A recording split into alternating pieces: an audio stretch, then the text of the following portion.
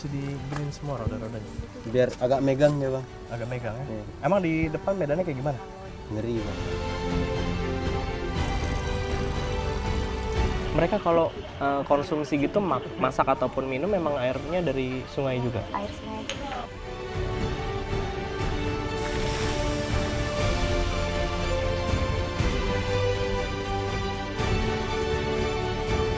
Inilah tantangan mereka, arusnya sangat besar. Kita harus melawan arus seperti ini. Semoga kita bisa selamat sampai ke sana nih.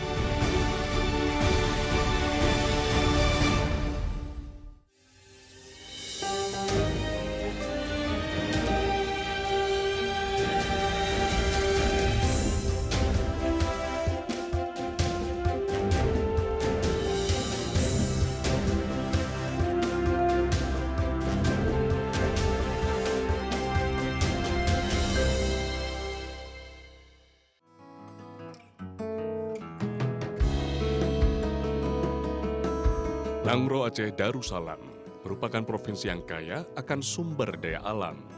Jumlah penduduk Aceh saat ini mencapai 5 juta jiwa. Sebagian besar tinggal di wilayah pedesaan. Tim Indonesiaku akan menuju ke Dusun Sahraja, Desa Lebok Pusaka, salah satu desa tertinggal yang ada di Provinsi Aceh. Dari kota Banda Aceh, kami bertolak sejauh 304 km menuju Kabupaten Aceh Utara. Kami juga harus berkendara sejauh 38 km menuju Kecamatan Langkahan, ditambah jarak 12 km ke Desa Lebok Pusaka.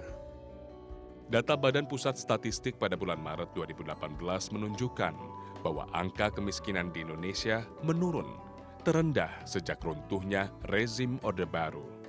Sayangnya, kini ketimpangan angka kemiskinan antara wilayah perkotaan dan pedesaan justru semakin terasa. Angka kemiskinan di kota hanya sebesar 7%, sementara angka kemiskinan desa mencapai 13%. Tersisa 7 km lagi perjalanan untuk menuju ke Dusun Sahraja. Kami akan berangkat bersama Kepala Desa Lebok Pusaka. Kalau naik jeep berapa lama kira-kira perjalanan? Sekitar 2 jam. Sekitar 2 jam. 2 jam. Kalau hujan mungkin lebih lama lagi ya? Lebih lama lagi karena dia mobilnya harus kita derek pakai wing, karena ini mobil ada wingnya, harus kita pakai tali. Nanti di jalan kita lihat kalau kendalanya lihat. seperti apa, udah siap ya alat-alatnya Pak ya? Siap. Jadi pemirsa, di Indonesia ini ada desa dan juga dusun yang letaknya ada di perbatasan kabupaten dan juga provinsi. Itu yang membuat mereka bahkan tidak mendapatkan perhatian dari keduanya. Kita akan menuju ke salah satunya selengkapnya dalam Indonesiaku kali ini. Ayo Pak, kita siap-siap ya. Siap. Ada beberapa pilihan moda transportasi yang dapat digunakan oleh warga untuk keluar masuk desa, termasuk untuk berkunjung dari satu dusun ke dusun lainnya. Selain menggunakan motor trail dan perahu motor di kala hujan, masyarakat terbiasa menumpang taksi. Ada 3 mobil serupa yang biasa digunakan oleh warga Desa Lebok Pusaka. Semuanya siap menghadapi medan jalan terburuk sekalipun. Kami harus melintasi banyak bukit dengan turunan curam. Ditambah lagi tanah yang gembur, sangat licin untuk dilalui. Sebenarnya jarak antara pemukiman di desa ini tergolong dekat. Hanya medan jalan dan akses yang tidak layak memperburuk hari-hari mereka. Sebelum masuk terlalu jauh, pengemudi menghentikan mobil untuk memodifikasi ban belakang. Jalan yang terbilang mulus dapat dihitung pada beberapa menit pertama saja. Modifikasi ban belakang menggunakan rantai pernah saya lihat pada motor trail di wilayah lain. Tapi penggunaan rantai pada ban belakang mobil baru saya saksikan sekarang. Mobil yang sebenarnya telah didesain untuk menghadapi medan jalan yang sulit, sepertinya tidak mampu melintasi jalan yang akan kami lalui.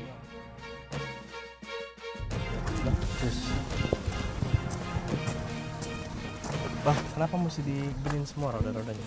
Biar agak megang ya bang. Agak megang ya? Iya. Emang di depan medannya kayak gimana? Ngeri bang. Ngeri ya? Ngeri. Kalau tadi kan udah kita lihat tuh ada kubangan-kubangan, ada becek-becek kayak gitu. Di depan Lebih lagi bang, bukitnya lagi. Jadi pemirsa, di sini walaupun kita sudah menggunakan jeep, saya pikir akan aman, tapi ternyata kita juga harus antisipasi ya. Iya bang. Pakai ini supaya nanti tidak keluar dari jalur yang ada. Lanjutin Bang, kita. Ringgara. Bisa. Jalan menuju ke Dusun Sahraja digadang-gadang sebagai salah satu jalan terburuk untuk rute antar dusun. Dana desa yang digelontorkan belum mampu mengubah kontur jalan secara signifikan. Provinsi Aceh masih memiliki banyak desa yang akses jalannya sangat buruk. Pada tahun 2018, jumlahnya memang telah menurun. Tapi masih ada permukiman saudara-saudara kita yang luput dari perhatian. Pada tahun 2015, Kementerian Desa dan Pembangunan Daerah Tertinggal menyatakan ada 17.000 desa di Indonesia masuk dalam kategori tertinggal. Dari total sekitar 6.500 desa di Provinsi Aceh, 2.200 diantaranya masuk dalam kategori tertinggal. Artinya, sepertiga dari total masyarakat pedesaan di Provinsi Aceh hidup dengan kondisi yang memprihatinkan.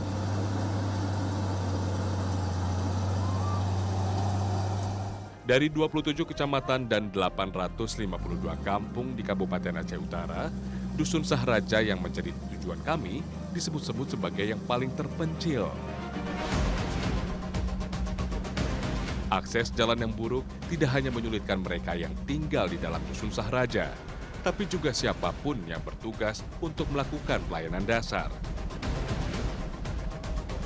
Seperti para wanita yang ikut di mobil kami kali ini. Mereka adalah petugas kesehatan dari Puskesmas Kecamatan Langkahan. Dalam penugasan, wajib bagi mereka untuk mengunjungi Dusun Sahraja. Tapi siapa yang mampu dan mau bertahan untuk menghadapi jalan seperti ini terus-menerus?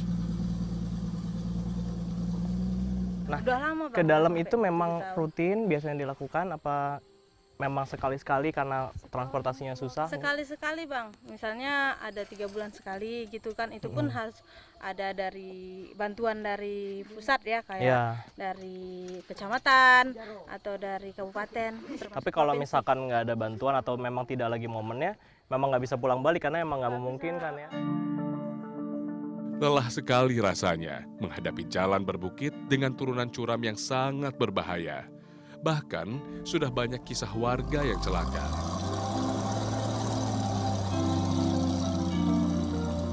Jarak 7 km terasa sangat menyiksa. Apalagi jika musim hujan tiba. Tidak ada warga yang bersedia untuk melintasi jalur ini.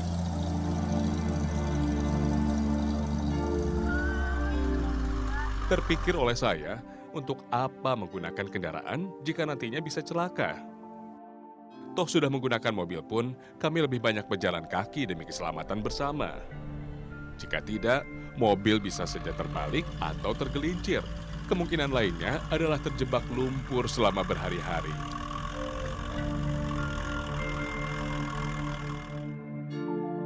Jadi pemirsa ada 3 dusun yang memang harus melalui jalur ini untuk menuju ke dusun mereka.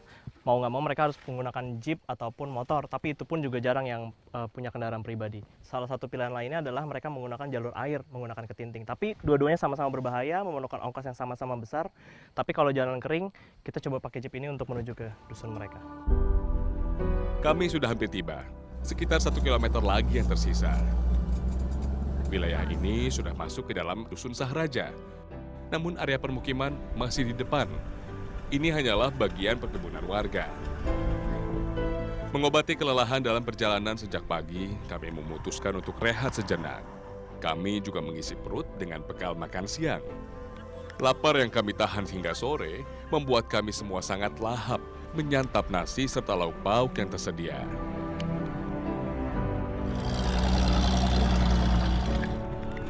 Tak lama, hujan turun dengan deras.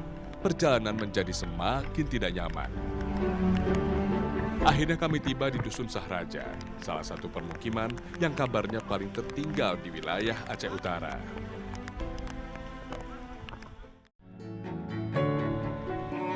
Ada sekitar 50 orang yang hadir di Balai Dusun Sahraja saat ini. Kepala desa mengumpulkan para kepala dusun untuk membantu aktivitas kami selama di Dusun Sahraja. Sementara yang lain sibuk mengantri di sisi lain balai dusun. Warga tidak hanya menyambut kami yang datang sebagai tamu di dusun mereka, tapi juga para petugas kesehatan dari Puskesmas Langkahan. Elisa, Siti, dan Mega merupakan petugas kesehatan yang bertanggung jawab di Dusun Sahraja. Kebanyakan warga perempuan langsung mengeluhkan kondisi kesehatan mereka. Sebagian besar juga membawa anak untuk turut periksa kesehatan. Penyakit yang diderita oleh sebagian warga di sini adalah hipertensi. Penyebabnya adalah konsumsi berlebih pada makanan instan dan yang memakai bahan pengawet. Air. Air apa? Air sungai atau air di rumah? Sebagian orang ini pakai air sungai, ada yang air sumur seperti yang di depan. Nah, itu kan dari, Tapi itu memang kotor.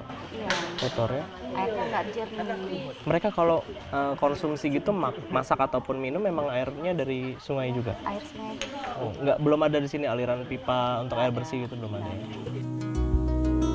Selain itu, para petugas kesehatan juga mengobati banyak pasien yang menderita penyakit kulit.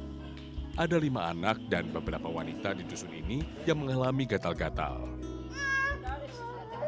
Sejak lama warga dusun Sahraja menganggap penyakit ini sebagai hal yang biasa. Yang mereka tahu, dengan mengkonsumsi beberapa jenis obat, maka gatal pada tubuh mereka akan segera hilang. Dusun Sahraja dilintasi oleh anak sungai yang biasa mereka sebut sebagai Alue Kolak dan Alue Sepoi. Disinilah setiap pagi dan sore hari warga berkumpul. Ada banyak aktivitas yang mereka lakukan menggunakan air sungai, seperti mandi, mencuci pakaian, dan mencuci perabotan rumah. Biasanya para perempuan di dusun ini mengajak serta anaknya untuk membantu sekaligus mandi. Air minum sini juga. Gitu. Nggak ambil dari tempat yang lebih bersih. enggak. Cuma air bersihnya di sini. Cuma di sini ya. Di sini. Terus kalau ini digunakan buat transportasi nggak sungai ini? Iya, Iya. Kemana? ke sana Kemana tuh? Menuju kemana? menuju ke Saragala, Saragala. Itu di... tempat belanja-belanja. Oh itu sudah beda desa? Membawa banyak ember dan perabotan tidak menjadi masalah. Yang penting, semua barang yang kotor dapat dibersihkan di sini. Aktivitas bersih-bersih seperti ini dapat mereka lakukan jika air sedang dalam kondisi normal, surut seperti ini. Tapi selepas hujan, permukaan air akan naik. Air sungai pun menjadi kotor dan tidak layak digunakan. Tidak jarang, pada musim penghujan, masyarakat Dusun Sahraja sering menunda mandi atau mencuci lantaran kondisi yang tidak memungkinkan. Jadi pemirsa di Dusun Sahraja ini mereka tidak punya pilihan, mereka menggunakan air sungai ini untuk mandi, cuci, kemudian mengambil air minum ya Bu ya? Mengambil air minum pun dari sini gitu. Jadi Semua dari sini. iya dari sini ya semua ya. Jadi mereka masing-masing di rumah tidak punya MCK, tidak punya tempat mandi, semuanya harus ke sungai.